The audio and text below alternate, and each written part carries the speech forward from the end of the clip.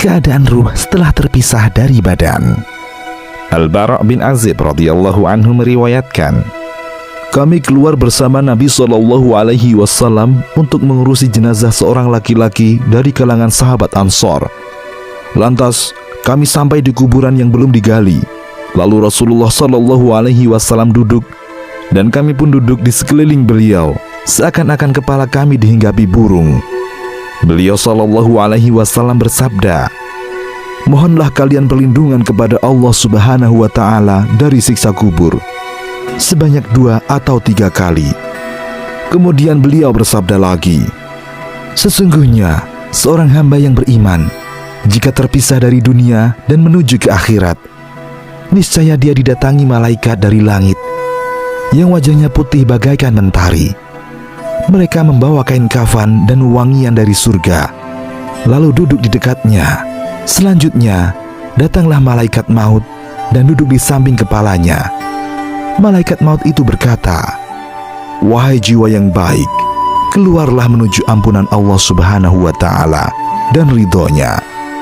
Lantas nyawanya pun keluar dan mengalir, sebagaimana mengalirnya tetesan air dari wadahnya. Ketika malaikat mengambil nyawanya, maka dia tidak membiarkan nyawa tersebut berada di tangannya sekejap mata pun, melainkan mereka meletakkannya di dalam kain kafan dan wewangian tersebut. Dan dari nyawanya tersebut muncul keharuman bagaikan misk atau kasturi terharum yang ada di muka bumi. Nabi SAW melanjutkan kisahnya. Kemudian mereka membawa nyawa tersebut naik.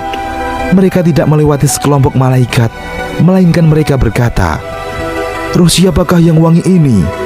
Mereka menjawab, ruh Fulan bin Fulan, dengan menyebut nama terbaik sebagaimana dia biasa dipanggil di dunia, sehingga para malaikat yang membawa nyawa tersebut sampai di langit dunia. Lalu mereka meminta agar dibukakan pintu nyawa tersebut. Kemudian dibukakan pintu untuknya. Selanjutnya malaikat muqarrabun dari masing-masing langit mengantarkannya sampai ke langit berikutnya, sehingga sampai ke langit ke-7. Lantas Allah Azza wa Jal berfirman, tulislah buku catatan amal hambaku ini di Aliyyin, dan kembalikan dia ke bumi, ke tanah sebagaimana dahulu aku menciptakan mereka dari tanah. Dan dari sanalah aku akan mengeluarkan mereka pada waktu yang lain. Beliau SAW masih melanjutkan kisahnya. Selanjutnya ruhnya dikembalikan kepada jasadnya. Lalu dia didatangi 2 malaikat. Lalu keduanya menundukkannya dan bertanya kepadanya, siapa Robmu?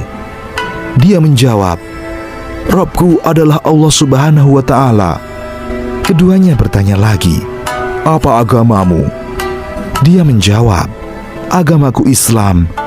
Keduanya melanjutkan, siapakah lelaki yang diutus untuk kalian ini? Dia menjawab, dia adalah Rasulullah SAW. Keduanya bertanya lagi, apa yang menyebabkanmu mengetahuinya? Dia menjawab, saya membaca kitab Allah, lalu saya beriman kepadanya dan membenarkannya. Lantas di langit ada yang mengumandangkan, hambaku benar, hambarkanlah untuknya permadani dari surga, berilah dia pakaian dari surga, dan bukakan untuknya pintu ke arah surga. Lalu didatangkan padanya angin dan semerbak keharuman surga. Kemudian kuburnya dilapangkan sebatas mata memandang. Selanjutnya dia didatangi sesosok yang tampan wajahnya, bagus pakaiannya, dan harum baunya. Ia berkata, bergembiralah engkau dan sesuatu yang membuatmu gembira. Ini adalah harimu yang telah dijanjikan untukmu.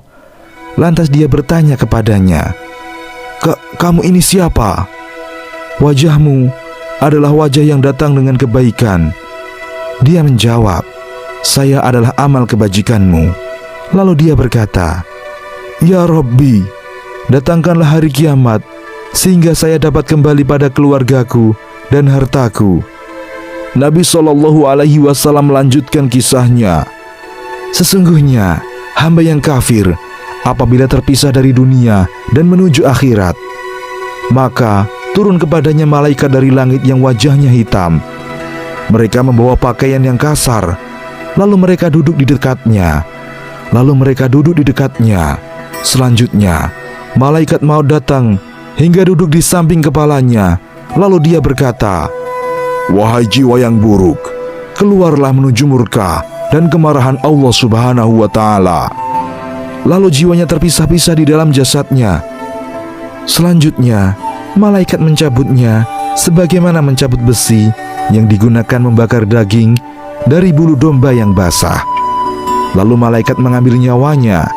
Ketika dia telah mengambilnya, maka dia tidak membiarkan nyawa itu berada di tangannya meskipun sekejap mata, melainkan mereka menaruhnya pada pakaian yang kasar itu. Dan dari nyawa tersebut keluar bau bagaikan bau bangkai paling busuk yang ada di muka bumi. Lalu mereka membawa nyawa tersebut naik. Mereka tidak melewati sekelompok malaikat, melainkan mereka berkata, "Ruh siapakah yang busuk ini?" Mereka menjawab, "Ruh Fulan bin Fulan," dengan menyebut nama terjelek sebagaimana dia biasa disebut di dunia, sehingga dia sampai ke langit dunia. Lalu dimintakan agar dibukakan pintu untuk nyawa tersebut, tetapi tidak dibukakan pintu untuknya. Selanjutnya, Rasulullah Shallallahu Alaihi Wasallam membaca ayat berikut, "Tidak akan dibukakan pintu-pintu langit bagi mereka, dan mereka tidak akan masuk surga sebelum unta masuk ke dalam lubang jarum." Quran Surat Al-A'raf ayat 40. Kemudian Allah Subhanahu wa Ta'ala berfirman, "Tulislah buku catatan amalnya di dalam sijin, di bumi yang paling rendah." Maka ruhnya dilemparkan begitu saja. Kemudian Allah berfirman, "Barang siapa mempersekutukan Allah, maka seakan-akan dia jatuh dari langit lalu disambar oleh burung. Barang siapa mempersekutukan Allah, maka seakan-akan dia jatuh dari langit lalu disambar oleh burung atau diterbangkan angin ke tempat yang jauh." Quran Surat Al-Hajj ayat 31. Selanjutnya, ruhnya dikembalikan pada jasadnya. Lalu dia didatangi dua malaikat. Lalu keduanya bertanya kepadanya, "Siapa Rabbmu?" Dia menjawab, "Aduh, saya tidak tahu." Lantas keduanya bertanya lagi, "Apa agamamu?" Dia menjawab, Saya tidak tahu." Keduanya melanjutkan, "Siapakah lelaki yang diutus untuk kalian ini?" Dia menjawab, Saya tidak tahu." Lantas di langit ada yang mengumandangkan, "Dia dusta. Hambarkanlah untuknya tempat tidur dari neraka dan bukakan untuknya pintu ke arah neraka." Lalu didatangkan padanya panas neraka dan angin panas neraka. Kemudian kuburnya disempitkan sehingga tulang rusuknya menjadi bersilangan. Selanjutnya dia didatangi sesosok yang buruk wajahnya, jelek pakaiannya, dan berbau busuk. Dia berkata, "Bergembiralah engkau dengan sesuatu yang menyusahkanmu. Ini adalah harimu yang telah diancamkan untukmu." Lantas dia bertanya kepadanya, Kamu ini siapa? Wajahmu adalah wajah yang datang dengan buruk." Dia menjawab, "Saya adalah amal burukmu." Lalu dia berkata, "Ya Rabbi, jangan datangkan hari kiamat." Hadis riwayat Al-Baihaqi. Demikian, Allahu a'lam.